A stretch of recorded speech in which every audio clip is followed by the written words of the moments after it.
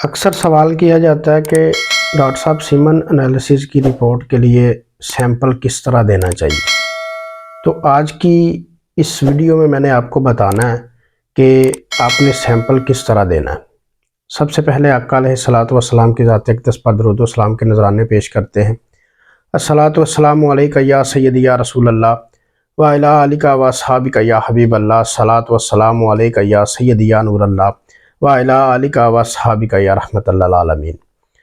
मेरा नाम है जी डॉक्टर उस्मान इलियास और मैं अपने यूट्यूब चैनल पर आप तमाम दोस्तों को खुशामदीद कहता हूँ। जिन दोस्तों ने अभी तक मेरा चैनल सब्सक्राइब नहीं किया उनसे मैं रिक्वेस्ट करूँगा कि मेरे चैनल को लाजमी सब्सक्राइब करें और बेल आइकन को लाजमी प्रेस करें ताकि मेरी हर नई आने वाली वीडियो आप तक सबसे पहले पहुँच सके। तो आज मैंने आपको अपनी इस वीडियो में बताना है कि आपने सीमन एनालिसिस की जब रिपोर्ट करवानी है तो सैंपल आपने किस तरह देना है। सबसे पहली बात तो ये है कि आपने सैंपल घर से नहीं लेके जाना, सैंपल आपने लेबॉर्ट्री में जाके देना। लेबॉर्ट्री में जब आप जाते हैं तो लेबॉर्ट्री वाले आपको एक कंटेनर देते हैं। वो कंटेनर लेके आपने वो जो मुतलका जगह होती है वहाँ पे जाना है। सबसे पहले आपने हाथ धोने, अच्छी तरह हाथ धोने के बाद उसको टॉवल के साथ साफ़ नहीं करना, उनको वैसे ही आपने सुखाना है अपने हाथों को। उसके बाद आपने कंटेनर को चेक करना है उसमें कोई कचरा वगैरह तो नहीं। अगर कचरा है तो आपने कंटेनर को चेंज करना है, उसमें हाथ के ज़रिए उसको साफ़ करने की कोशिश नहीं करनी। कंटेनर चेंज करने के बाद आपने सबसे पहला जो काम करना है, कोई लोशन वगैरह आपने इस्तेमाल करना है।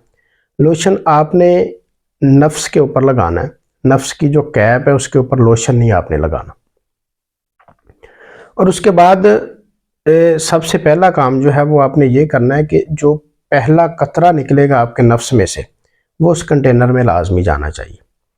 और अगर वो कतरा नीचे गिर गया तो आपने उठा के उसमें कंटेनर में डालने की कोशिश नहीं करनी, उसको वहीं पे रहने देना।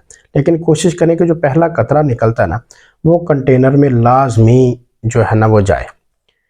उसके बाद बड़े अच्छे तरीके से जितनी भी मनी आपके नफ्स से खारिज होती है वो आपने उस कंटेनर में जो है ना वो लाजमी दाखिल करनी।